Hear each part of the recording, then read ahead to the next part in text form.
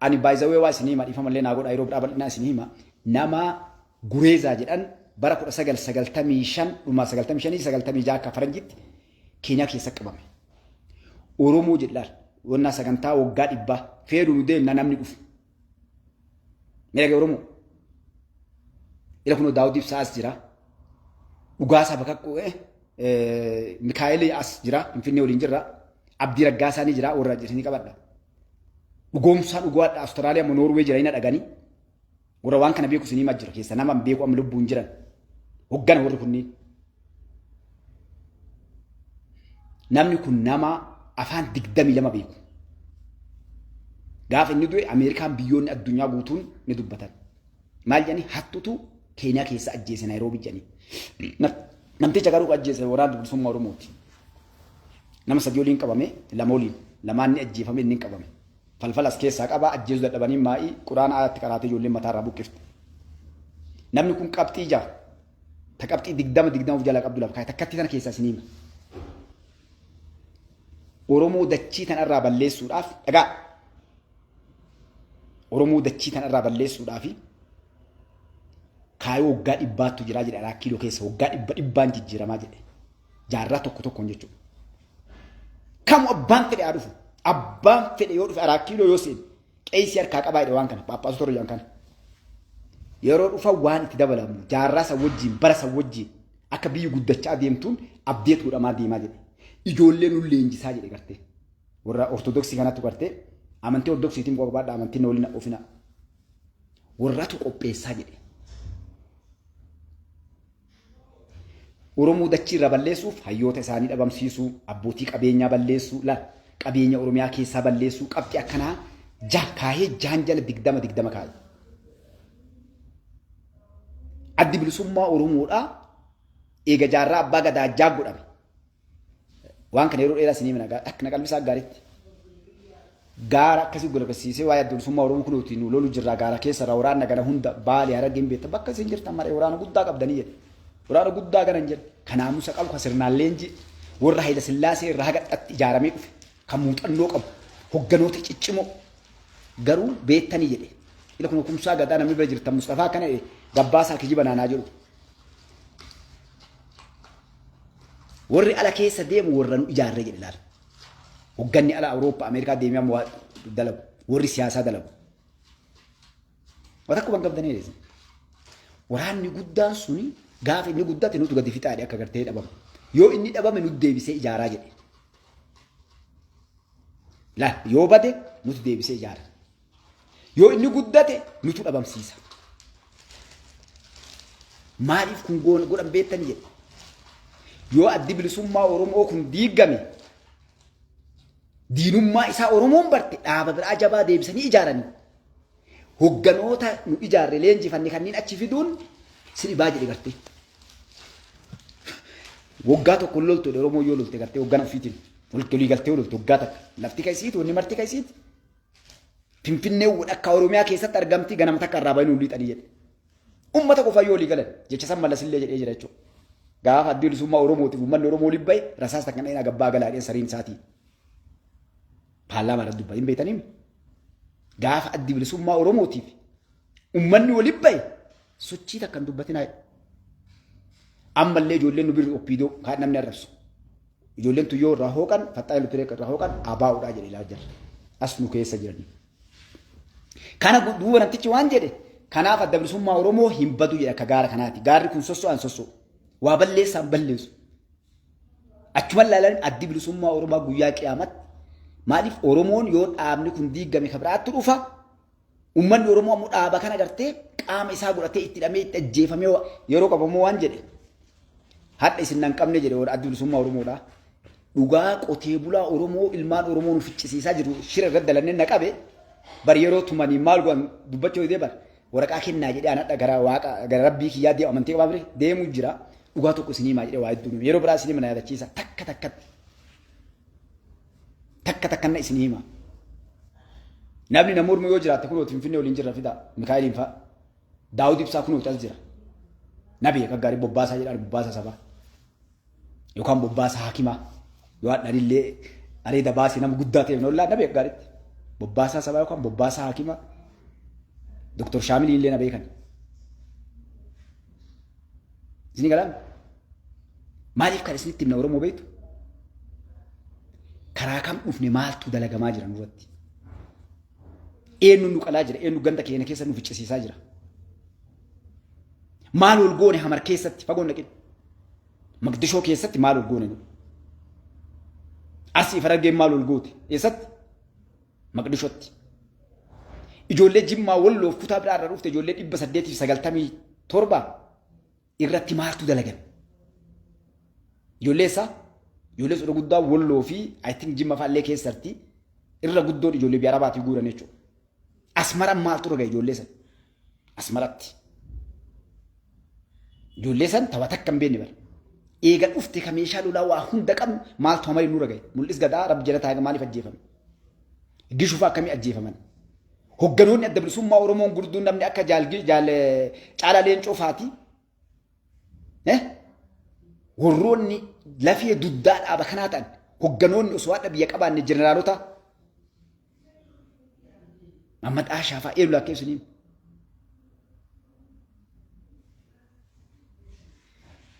Duuba wani kan isin dhaqee maal beektu?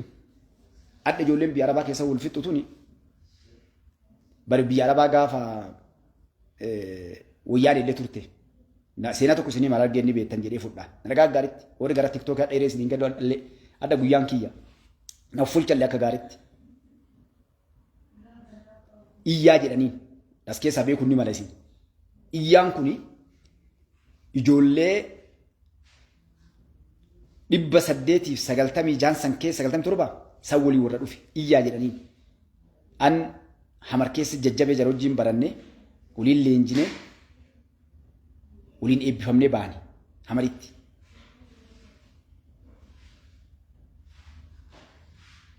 Ijoollee san ni ficcisiisanii ijoollee sun irra guddoon ijoollee Harargeeti Arsiinis ijoollee hedduu jiranii ijoollee sun ni dhumatte. Amma ijoollee san keessa namni lubbuun jiru warra gaafas kumaandoo barate keessa namni an beeku barsiisaan keenya ka yeroo sanii gara keenyaa jechuudha.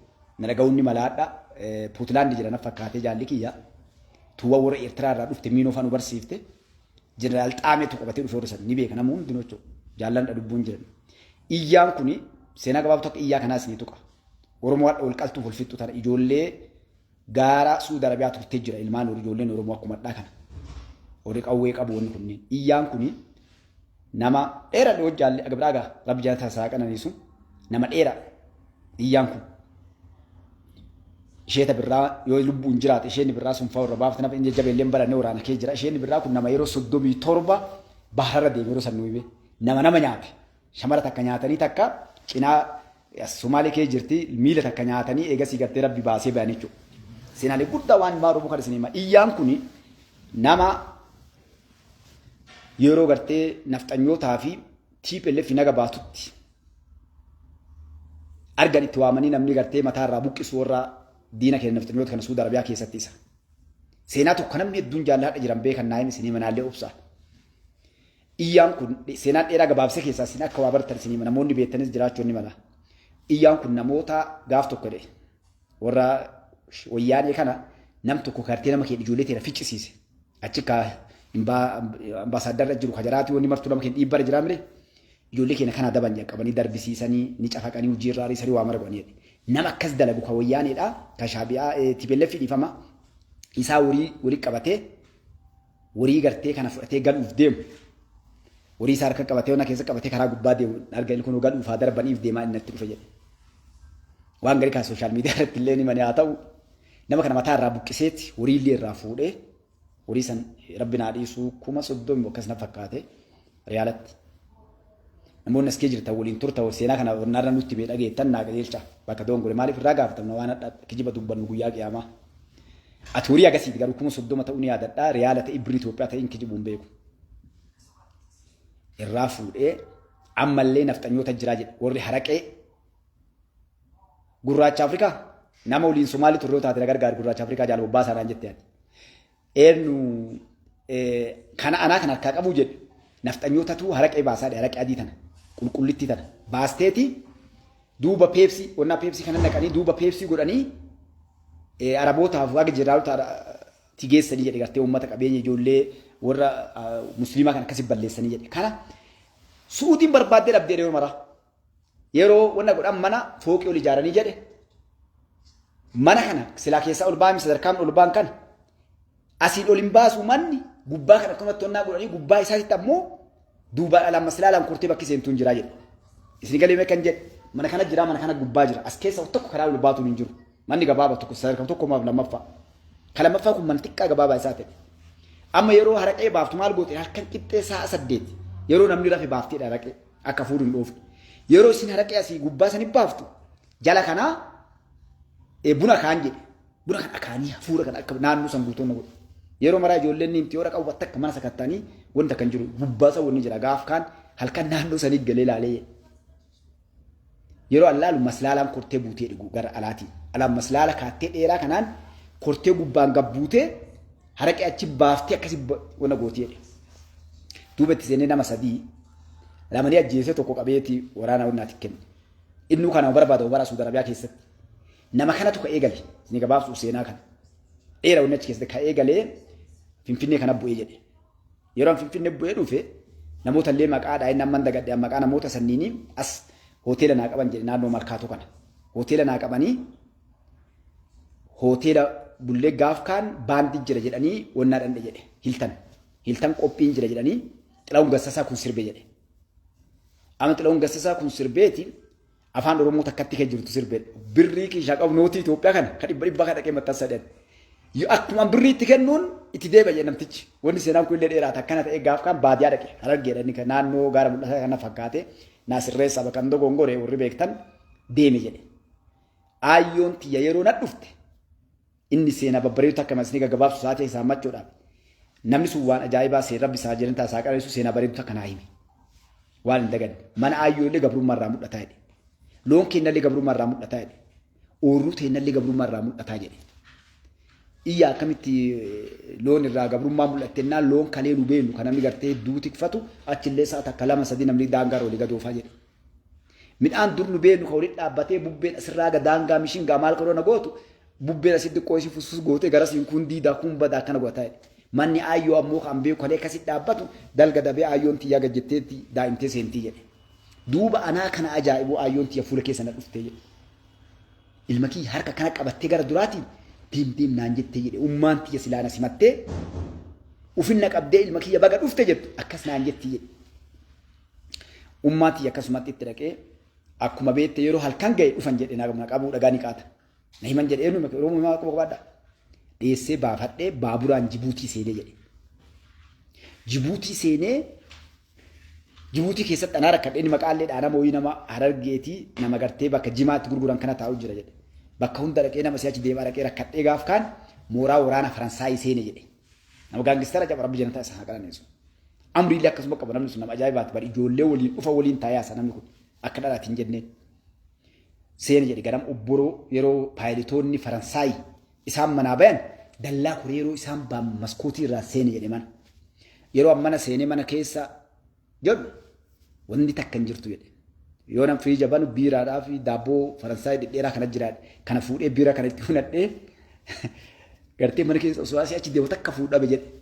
Osuma deemuuf suuraa mana irraa yoo akkana gadi fuudhu bakka suuraa kana duuba boollitti jirte. Yoo raan harka kaa'e birrii Faransaayii daaba adii kanaaf daabni galtee kenna kun birriin Jibuutii wal kee jirte kan haree achii fuudhee ak balbala ka eegu waraana eegaadhe warri gartee balbala eegdu wanna sukuriitiin eessaan gabbaa yeroo foddaa rangallaalu kun waan jaajitii karaa marti naannoon an seene kun naannoo warroonni taajiri paayilitoonni galanii jedhe.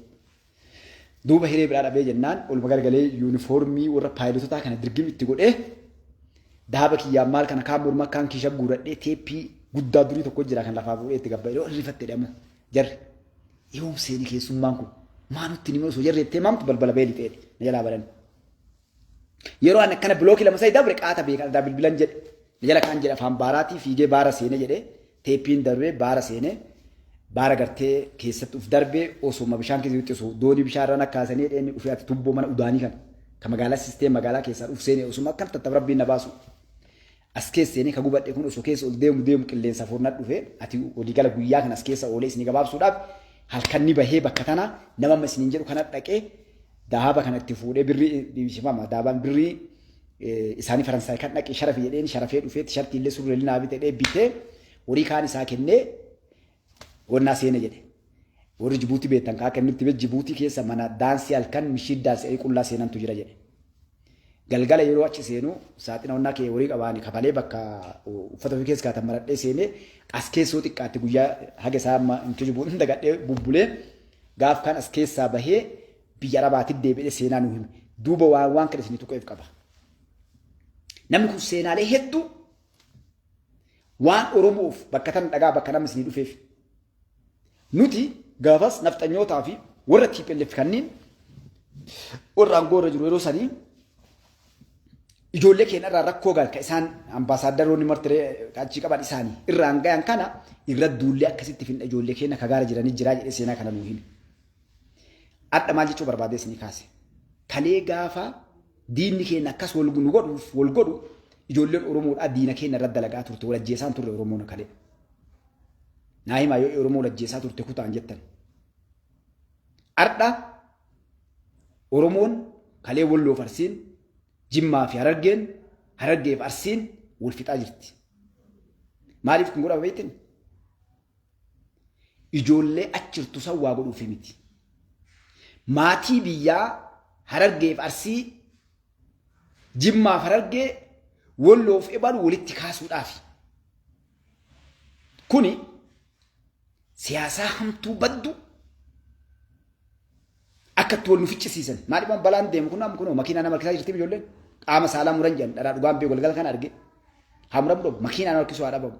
Gochi dalagame akkaataan itti wal cafaqaa jiran wanni gosaan jechaa jiran waan laaftu miti. Rabbiin ka anaaf si caalaa beeku ni argaa miree warra waan kana qindeesse. Bar wama biyyatti laalamma biyyatti ayyoon gudeedamtee ilmi gara takkamee dhagaa ilmaan Oromoo haadha baqassee ilmoo garaa fuudhee ilmoollee baqassu dhageettanii. Loon sagaleen qabna bara waan kana. Ka viidiyoon hin qabne sagaleen qabna. Kama shaneen mataa ofiiti. Ijoolleen hadha galte ta'a amma mooraa kaampii waraanaa jirtu leenjitee illee dubbachaa jirtu.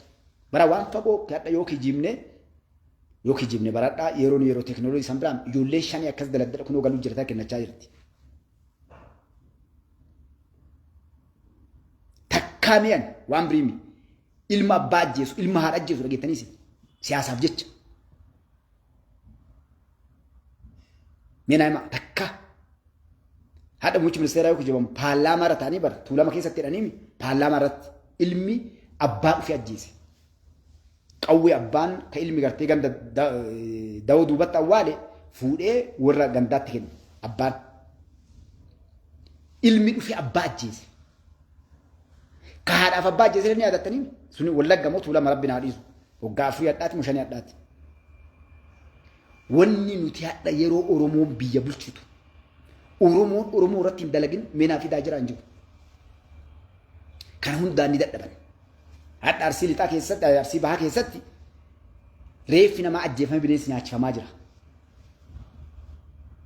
Oromoon wal guurtee hadha Oromoon wal guurteeti birri illee walirraa fudhattee jaraaf nafxanyoonni wal qalaa jiran. Mammaa kee tokkoon beektaniif inni illee ufuu nyaataa saree illeen isaa nyaatti namni illee isaa nyaataa jedhan san garte ka waraabessa mana seenee biddaan dha'an Oromoon hadha akkas taate. Nafxanyoonni kalee deebi'uu nuuf xaartaa dhallee harka nurraa muraa jirti. Wayyaaneen kalee deebitee hadhallee nuuf fixuudhaaf gartee walitti nu qalaa jirti shaabiyaalleen nullee wal fixaa jirra. Sinyalee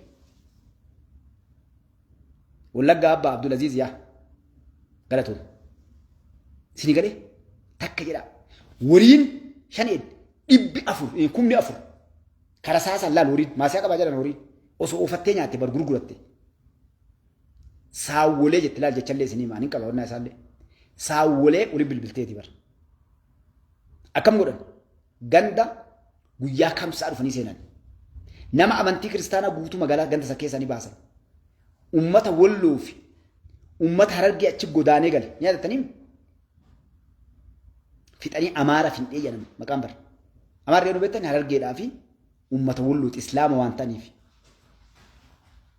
maal jedhe warra amaaruun kana ka sabni amaara ta'e barnamni marti hamaa miti wallaahi namticha New York ti namni sun doktora ka waan san lafa kaa'e ni agadhaadhalee waan ni jedhe ሰዎች jedhe እኛ ሃይማኖት አለን እኛ የሰው ልጆች ነን ኢልማን ነማት አመንቲ ቀምና ኡመኒ አማራ ኬን አማራ እንጀና ወሪ ፍጣሜ ወሎ ፊ ሀረርጌዳ ነምኒ ኩምኒ ቶኮፍ ዲበጃሃኡል ከማይ ወፈኒ ነም ዲበጃ ቆፈዳኒ አዮን ኢልሞ ገራ ባሰኒ ቀነን ነፍጠኛኒ ቀን ይበር ነፍጠኛ ከሊያር ከን ሙርተ ይተቀልጥ ይወለም ኤል ቤተን ኦሶ ጆለም ረቢ ይዳ ይጆለም ቲ ኦሮሞዳ ወሎምቲ ሀረርጌ ሙቶ ሶ ይዳ ኢሰሰን ማጀት ይወለም nama tokko ganda sani nan bifne laal sangaan qalamee fi bulchaa gandaati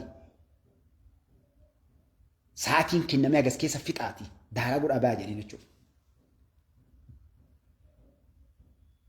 Maaliif islaama qulqulleessuuf kan naannoo sani wallaga keessa islaama qulqulleessuu naannoo amaaraatti wanni itti jiran naannoo amaaraatti fi oromiyaa keessaallee islaama qulqulleessuu kaayoon jirtu maal fiddan kanaaf nu qaluu yaadani waan bira maal wanni rabbi qabnaa.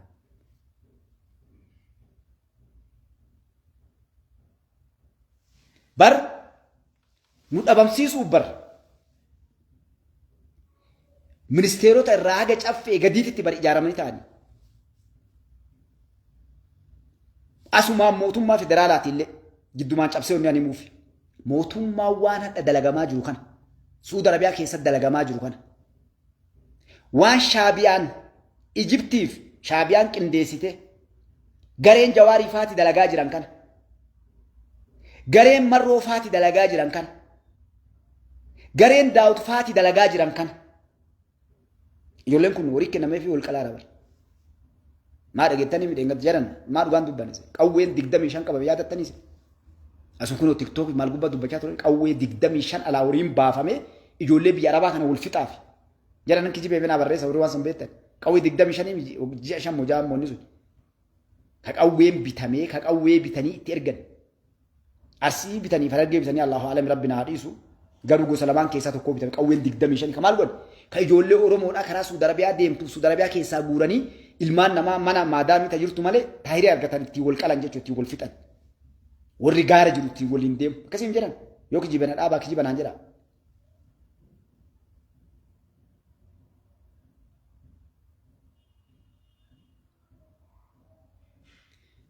wanna kana yoo Oromoon gabbaatee olumayin iyyitee abbootiin amantii kan kiristaanaa waaqeffataa protestaantii ummanni keenya gabbahee waan karaa biyya arabaa keessa jiruufi namni kun namarraa dhalatee dhagaye ijoolleen hadha nama qaltutun ijoolleen hadha hamtoolii daladdutun eenyurraa baate anaasii ganda kiyyaaf keeti gara biriitiin dhufu haadha abbaas jira gumaan ijoollee sanii kafalamu yakka namoota irra dalagan isaan san bakka jiranii wal kennee ka dalagamuu jiru tahee jedhamee ijaaramee nurratti asii gosaan akka arsii faraggeellaan biyya walollaa olii oofaranii baraam jimmaan illee kaasan hin taaneef walloo illee dhiiskaawwan amma arsii faragge deebiloon kana oofan lammaffaa musdaffaa deebi'u nam arsii faragge laal qabsoo adda bilisummaa Oromoo keessatti dalagamaa ture isinii mara deebi'e mul'is gadaa ajjeesanii arsii ajjeesanii jedhan ana Keeniyaa keessatti dhagaa isinii meera nama hedduu hadda gunoo gijibu Sheekh Ali Jimmaa faatii ni jiran nama guddaa isinii qabadhaan Sheekh Anawaar ni jiran masgida amma Sheekh Anawaar keessa qaraasan keessatti daawwa jira jedhanii yeroo nuudhaan nama arsii ajjeesuuf faraggeelaan badheessa Keeniyaa keessatti nama keenya jabaa ajjeesuuf bu'een gumaa mul'is gadaa jaan mul'is gadaa rabbi jennata naa qananiisu kunooti lubbuun jirti ijoolleen gaafas qindeessan hundinuu ala kana jiranii waliin tun Keeniyaa keessatti hadhallee kumsaa gadaa fa'aa dalaksiise waan gaas kunoo daawud ibsaa kana fa'aa dalaksiise shirasan haraggee dhufanii mul'isi rabbi jennata naa qananiisu ufii ajjeeste Somaalee keessatti arsii ajjeese jedhan jechuudha. namni gaafa mul'is gadaa ajjeefame lolee iyyeef waan hundaa iyyaa ture ijoollee arsiiti. Kana duuba gaafas Keeniyaatti jechuudha karaa lama jedhanii masgida karaa lamaatitti waaman maa'ira dhufeen yoo an seenu masgida keessa karaa wal fixaa jiran warra mul'is gadaa ajjeese maal ijoolleen tishartii adda bilisummaa Oromoo uffatte alaabaa qabatanii dhufanii. yoo nu seenu kana dhagaan isinii maa dhaabba dhaab masgida keessa isinii mujjira bara dhaabbadha mul'is gadaa namni ajjeesee Harargee fi Wallaggaa jedheen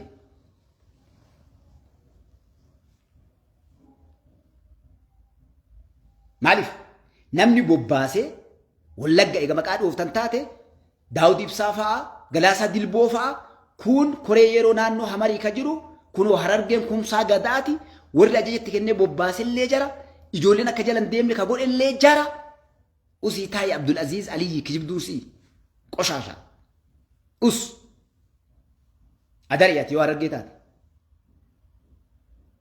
duuba kanatti namni gaafa jirta warra darbee kwa nama guddaadha nama areen isaallee diimanii yaadadha bakka membara imaamni dhaabbatu kan dhaabbatee kijibdu yoo inni naan jedhe tokko bira dhaabatee kabalaa isaa rabbisitti hin fidin dhoofnaan jaarsa gurra xiichee gartee lafa dabarse wanna jiru sikki yoo irraa godhe jaa Sheekh Ali Jimmaa makiinaa qabanii makiinaan na fuudhanii naan taa'u isaa na buusan ijoolleen gabbaatii alaabaa dabalisummaa Oromootiif tishartii ofirraa gabbaaftu gabbaasanii gubanii jechuudha. Eeluufaa achira gaafas ila kunooti callaa calcalfaa achirti diriirsaa ilmoofaa achi jirti warra qabsoo waliin turreef bakka sanillee jiran jechuudha. Harargeen nam tokko lama achi hin jiru. Shirri kun takkaanu jalaa nafne Oromoo yoo isin ija banatte ija keessa ija gurraatti tana keessa nu waraanaa turan.